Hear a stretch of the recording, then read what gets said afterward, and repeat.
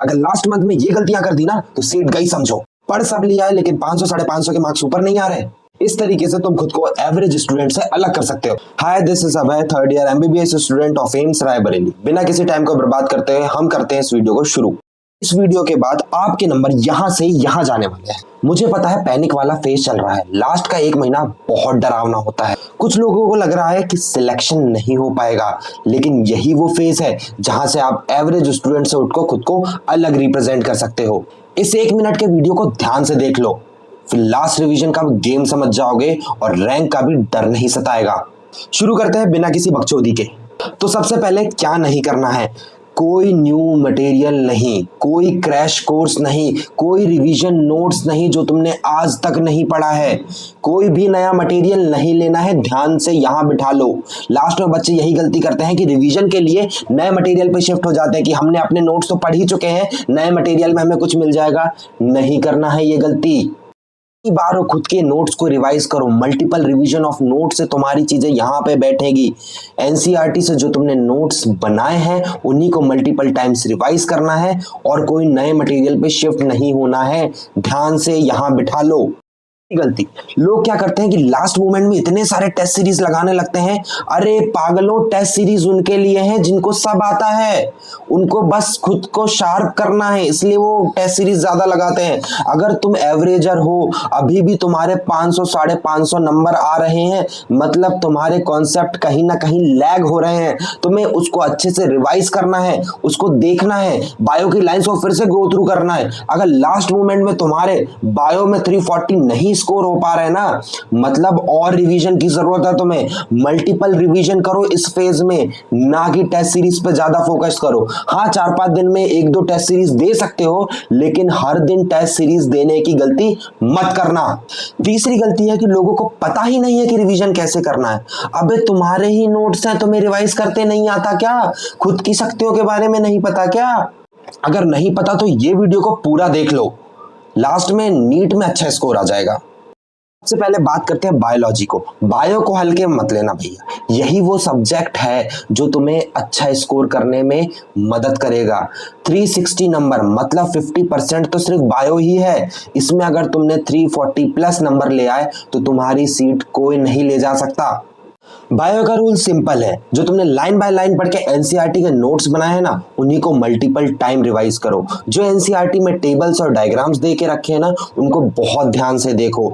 Diagrams की naming को छुपा लो और उसको प्रैक्टिस करो। ध्यान रखना, नीट में बायो में 360 में से 340 स्कोर करना है। हर दिन 3 से 4 चैप्टर रिवाइज करने की कोशिश करो इस लास्ट मोमेंट पे। और ध्यान रहे, इस नीट एस्पिरेंट की तरह नहीं पढ़ना है, एग्जामिनर की तरह पढ़ना है कि यहाँ से भी क्वेश्चन बन सकता है। अगर तुम एग्जामिनर की तरह माइंड सेट रखना सीख गए तो तुम्हें पता होगा, तुम खुद के प्रिडिक्शन दे पाओगे कि क्या क्वेश्चन आने हैं कि नहीं आने। मैं जब नीट की तैयारी कर रहा था, मैंने 8 डायग्राम टोटल निकाले थे और 8 में से 4 डायग्राम मेरे पेपर 2023 में आए थे। अब आते हैं फिजिक्स में। क्या अभी भी तुम्हारे फिजिक्स में 100 मार्क्स भी स्कोर नहीं हो पा रहे? डरने की बात नहीं है, मैं हूं ना। अगर लास्ट के इस महीने में तुमने पीवाईक्यूज को अच्छे से समझ लिया और अच्छे से लगा लिया तो समझ जाओ 120-130 मार्क्स कहीं नहीं गए हैं। फिजिक्स के पेपर में पूरे पीवाईक्यूज से ही क्वेश्चन रिपीट होते हैं। कुछ नए क्वेश्चंस देखने को मिलते हैं जो कि सिर्फ टॉपर्स ओरिएंटेड रहते हैं, तो टॉपर बनने की जरूरत नहीं है। यहाँ पे सिर्फ एवरेज मार्क्स सिक्योर करो, अराउंड 120-140। अगर तुमने इतना ही फिजिक्स में ले आए तो तुम्हारी बल्ले बल्ले। तुम्हारे पास 35 साल के क्वेश्चन है और 35 साल में फिजिक्स के सारे कॉन्सेप्ट कवर हो चुके हैं। ये चीज ध्यान रखना कि जो तुम्हारा चैप्टर है, तुमने जो फॉर्मूला शीट बनाई है, तुमने जो फिजिक्स के नोट्स बनाए हैं, उनसे तुम 15-20 मिनट में सारे फिजिक्स के फॉर्मूले रिवाइज करो। फिर 50 से 70 क्वेश्चन जो कि रिपीटेड कॉन्सेप्ट से आए हुए हैं उसके लगाने के ट्राई करो। अलग अलग लॉजिक, अलग अलग ओरिएंटेशन, अलग अलग गो थ्रू करो उन क्वेश्चंस के, कहाँ तुम लैग कर रहे हो उन क्वेश्चंस को अच्छे से स्ट्रॉन्ग कर लो कि फिजिक्स में तुम्हारे 120-140 स्कोर आराम से हो जाए। अब बात करते हैं हम केमिस्ट्री की। केमिस्ट्री बहुत शॉर्टेड है। केमिस्ट्री में सिर्फ फॉर्मूला फॉर्मूला और न्यूमेरिकल सॉल्विंग है। अगर तुम्हें फॉर्मूला याद है और तुम्हें न्यूमेरिकल्स लगा पा रहे हो तो तुम्हारे नंबर कोई नहीं ले जा सकता। फिजिकल केमिस्ट्री की बहुत ज्यादा प्रैक्टिस नहीं करनी है, नंबर ऑफ क्वेश्चंस ही दोहराने हैं जो पीवाईक्यूज में आए हैं, उनको अच्छे से सॉल्व कर लो, तुम्हारा हो जाएगा।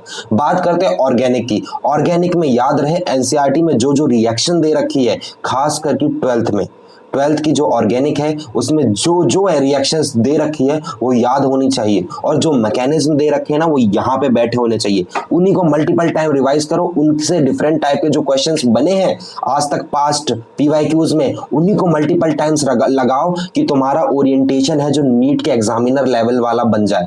अगर तुम ये सब पर डे कर रहे हो तो तुम्हारे केमिस्ट्री में नंबर कोई नहीं ले जा सकता। तो इनऑर्गेनिक में तुम्हें क्या करना है कि इनऑर्गेनिक में एनसीईआरटी की लाइन बाय लाइन पढ़नी है। मैंने पहले ही बोला है कि एग्जामिनर की तरह सोचो कि यहां से क्वेश्चन बन सकता है, असर्शन रीजन ज्यादा ध्यान देना क्योंकि इनऑर्गेनिक से ज्यादा बनने के चांसेस होते हैं केमिस्ट्री में, वहीं पे तुम्हें दगाबाजी मिलेगी। तो ध्यान से इनऑर्गेनिक पढ़ना, असर्शन रीजन जो तुम्हें लगता है वहां अंडरलाइन कर लेना।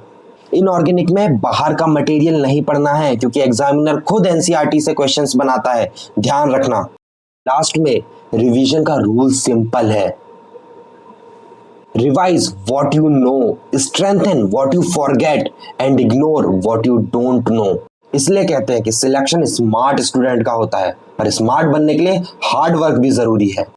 ये वीडियो इसलिए है कि तुम अपना रिवीजन इतना स्ट्रांग कर लो ना, इतना स्ट्रांग कर लो कि पेपर सामने आते ही तुम्हारे चेहरे पे खुशी मिले कि अब 600 नंबर पक्के हैं, हमारा सिलेक्शन पक्का है।